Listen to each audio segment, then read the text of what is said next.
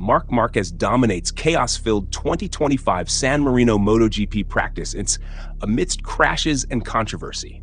It sounds like a headline, but it's not a headline. It's prophecy fulfilled. Everyone knew he would come here, to Rossi's fortress, to Misano dripping in yellow hate, and take the track by its throat. And he did. Before the booing fans could spit, before the chants of Valley could echo, number 93 went out and wrote his name on the timing sheets like blood on stone. The enemy territory tried to swallow him with venom, but Marc rose and rose again, faster, sharper, angrier than every pretender around him. Ducati didn't just sign a rider, they brought home the destroyer, and today was the reminder. Misano belongs to him, whether the crowd accepts it or not. The practice itself? Chaos everywhere, riders hitting gravel, flags waving, egos bleeding on asphalt. But in the middle of the mess, Marc was untouchable. Top of the timesheets, clocking laps that cut like knives, his consistency a nightmare for every rival watching. Low 1-31s, one after another, on medium tires, while the rest gambled with softs, pushing fragile setups to find a miracle. Marc didn't need miracles. He had control. He had rhythm. He had that gangster flow where every lap feels like an execution. Bezzecchi came closest, chasing the dream with soft compounds, flashing a moment of hope, but when the grip faded, so did the illusion. Bezzecchi faded back into the 31 highs. Marc? He never blinked, never dipped, never gave the crowd what they wanted. Weakness. He gave them silence. He gave them domination. Pecco Bagnaia? Forget the champion label. It's rotting. He once ruled Misano like a prince. Today, he looked like a shadow, slipping down to fourth when it mattered, overtaken by Franco Morbidelli's late push. Imagine that. Morbidelli climbing past him when he needed to make a statement. Pecco was supposed to be Ducati's golden weapon, their leader, their crown. Instead, Ducati's fans watched their destroyer in red, Marc, outshine their factory boy on their home turf. That's pain you can't sugarcoat. That's the humiliation that bleeds into every Ducati garage whisper. The real king wears number 93, not 63. And Jorge Martin?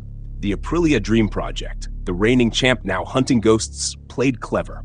He latched onto Bezzecchi's pace, used the slipstream, and sneaked into 8th. A tactical survival move, not the statement of a king.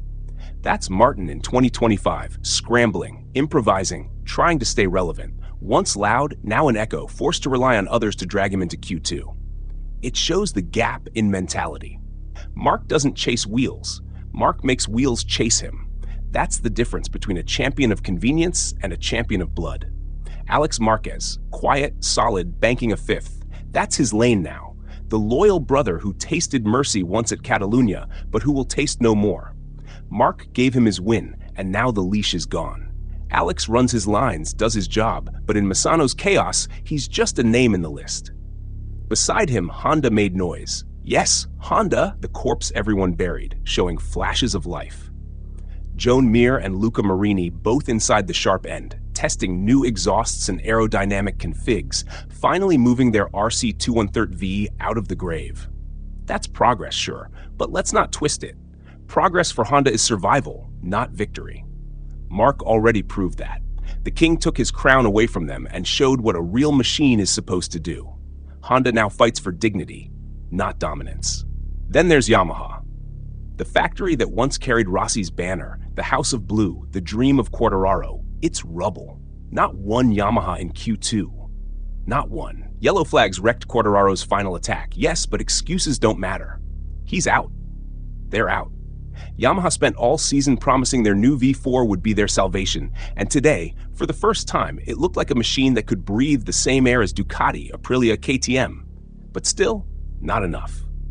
Quartararo, Morbidelli, Fernandez, they're all chasing shadows, falling in the cracks while Marc bends Misano to his will. Yamaha is building hope, but Marc is writing reality. That gap between close and king is infinite, and it showed in Misano's practice. And the crashes. This session was chaos. Yellow flags everywhere, riders sliding, gravel flying.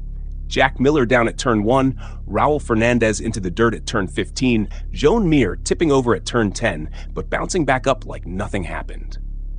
Augusto Fernandez hit with a glitch earlier, ruining momentum. It was messy, unpredictable, the kind of session that breaks concentration. But Marc, chaos is his oxygen. Where others panicked, he thrived. Where others crashed, he carved. That's the gangster code. Don't adapt to the storm, become the storm. Every yellow flag was a distraction, every crash a test, and Marc aced it with cold precision. That's how you know he isn't just leading a championship, he's owning the sport. Tires told the story too. The field split. Some riders gambled on softs for glory runs, trying to flash times before the sun dropped. Others played safe with mediums. Marc chose mediums, and here's the kill shot. He was still faster, still consistent, still clocking low 31s that broke backs. Bezzecchi could dance with the softs, but only for a while. When the rubber faded, he was gone. Marc on mediums looked like he could go forever. That's not just speed. That's torture. That's the kind of pace that makes rivals wake up at 3 a.m. sweating, knowing he can do in practice what they can't dream of doing in qualifying. The fans booed. Of course they booed. Misano is Rossi's ground, the yellow army still clinging to the past. They thought their noise would rattle him, break him, shrink him. But here's the thing, Marc feeds on boos. The louder they scream against him, the sharper he becomes. Every jeer is fuel. Every insult is nitro. He doesn't shrink, he expands. That's why Ducati brought him here. They didn't just buy speed, they bought defiance. They bought a man who shines brighter in hate than in love. That's why number 93 is the headline. That's why Misano, enemy territory, Rossi's church, turned into his playground. This wasn't a free practice. This was a declaration, a reminder, a warning.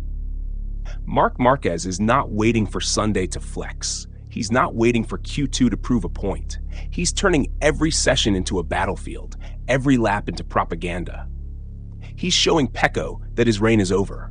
He's showing Martin that slipstreams won't save him. He's showing Yamaha that almost there is still nowhere. He's showing Honda that he was their weapon, not their bike. And he's showing the crowd that no matter how loud they boo, the scoreboard silences everything. Misano tried to throw chaos at him. Marc turned it into kingdom. The session was filled with crashes, controversy, flags, frustration. But when the dust settled, number 93 was at the top. And it wasn't a surprise. We already knew it. Because that's what kings do. They don't bend to hate, they rise above it. They don't hide in the storm, they make the storm theirs. And in enemy territory, in front of the crowd that despises him most, Marc Márquez rose again. Ducati knows it. The rivals know it. The fans know it, even if they choke on admitting it. Number 93 will be the headline in Misano, not Rossi, not Pecco, not anyone else. Just the destroyer in red, the king who came to enemy land and made it his kingdom.